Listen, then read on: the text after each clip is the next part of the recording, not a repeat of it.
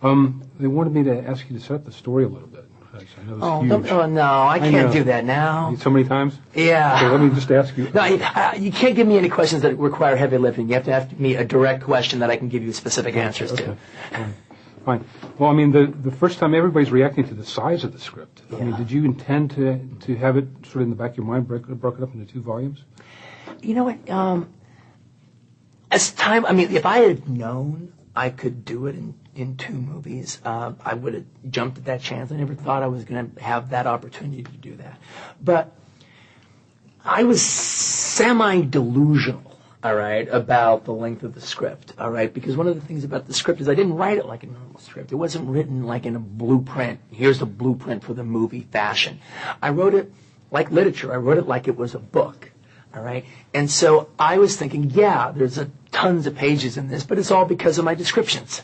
It's all because, I'm not just doing they walk into a room, start talking. All right. I wrote it like a novel, wrote about character thoughts and all that kind of stuff. It's like, I'm a writer. I'm not going to dumb myself down to write a script. I'm not going to be apologizing for being a good writer or writing a lot.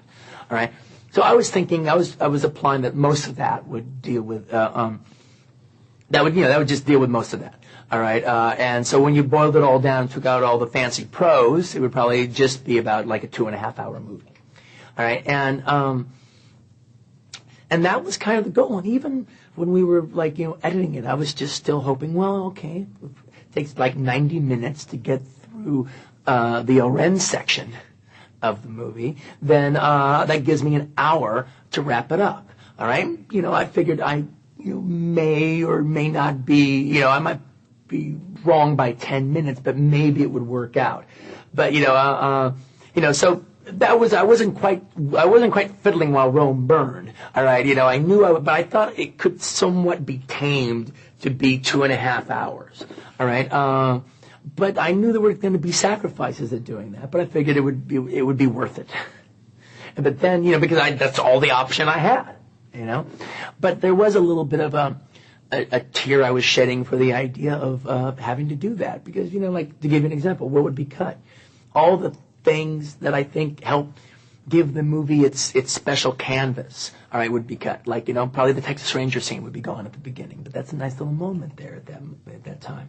The anime would have been cut down drastically. All right? Little things like that. The little things that didn't absolutely positively weren't essential would be cut out. But I'm not an absolutely positively essential kind of filmmaker. I like creating a little bit of a world where you have a little bit of, breathing space. This film also has a lot of different, it's written in chapters. I've never seen that done before. Oh, yeah. But everything has a different look to it, it seems like. Was that your design originally? Oh, no, definitely. I mean, it was like, actually, at one point in time, I'd actually considered the idea of actually using 3 different cinematographers because I wanted it to have a different look. Now, some people are like, no, a movie should have one look throughout to give it like a unity. Well, I don't think I need that. All right, when I'm dealing with all these different genres, I don't need a look to give me a unity. My personality is the unity. Uma's presence is the unity. And so what I would try to do in that situation was I told the cinematographer, Bob Richardson, who I met him, I go, he was my guy. I go, look, I want this movie, each reel of it, to look like it's a reel from a different movie. And the thing is, I collect films. I have 35 film prints and 16-millimeter film prints. All right, and so I know what different reels from different movies look like. There's a kind of cool jump that ends up happening. And I wanted that look. When each character on this list that she's going down and killing in her Deathless 5, all right, is like an iconic figure from a different genre movie. All right, and so each character should bring to mind a different genre, a different look. I was joking that Uma is fighting her way across 42nd Street, from grindhouse to grindhouse to grindhouse. We're making a modern equivalent. She's fighting her way through the multiplex. All right, that's that. But as far as like the chapter aspect that you brought up, one of the things in that regards is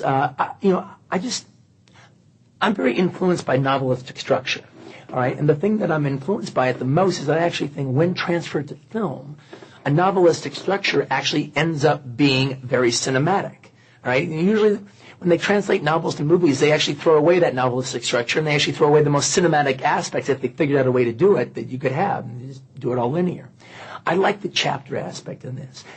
But on one hand, it is novelistic. On another hand, it works in another way. Just to give you an idea. one of the reasons why the idea of splitting the movie in two was, I thought, a good idea for this, and like no compromise whatsoever in the course of doing it, all right, is this is a movie, and you know what? Pulp Fiction's not like this. Reservoir Dogs not like this. Jackie Brown's not like this. This is the only movie I've done like this, where it's very malleable to have it done in different versions, to have it seen in different formats, different ways of watching it, all right? I did a Japanese version for Japan. All right, that's a different experience from watching it. It's a different format for it. All right, we're splitting it up in two. All right, at some point, when it comes out on DVD, all right, you can watch both DVDs together. That'll be one. That'll be a different format. You'll have a different experience in that. But to give you another example, is if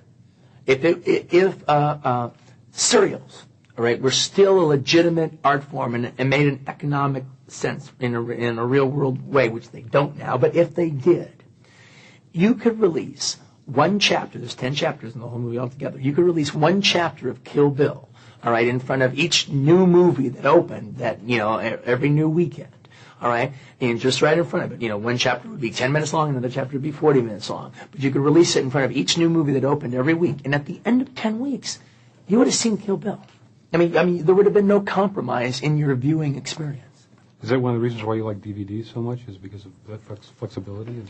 Yeah, it's like it's one of the cool ways. And I mean, actually, I got to tell you, my number one reason I like DVD. And by the way, it took me a long time to switch over to DVD because I love Laserdisc.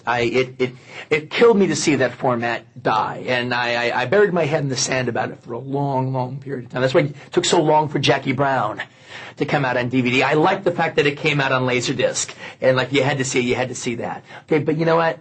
I not only have I given it up to DVD, I've grown to love them. All right, and the things that I love about them is, this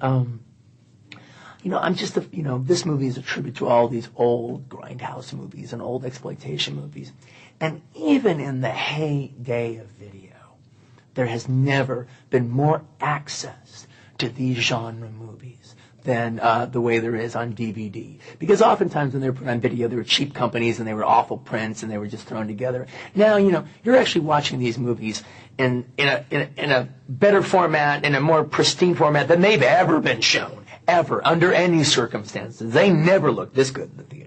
All right, and they're not thrown by a company that doesn't give a damn about them, with their left hand. Oftentimes, you have interviews with the director, and it's so cool. You're talking to this old Italian giallo director, and he's talking about his movie from way back when, and the trailers and the poster art, and interviews with actors.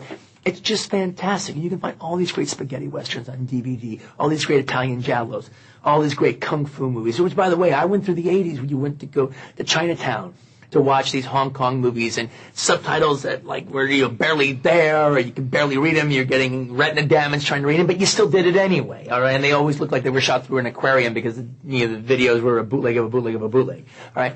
Now you're watching those movies in such an interesting format, all right? They're beautiful, the subtitles are really readable, they're actually professionally done as opposed to horrible Hong Kong translations.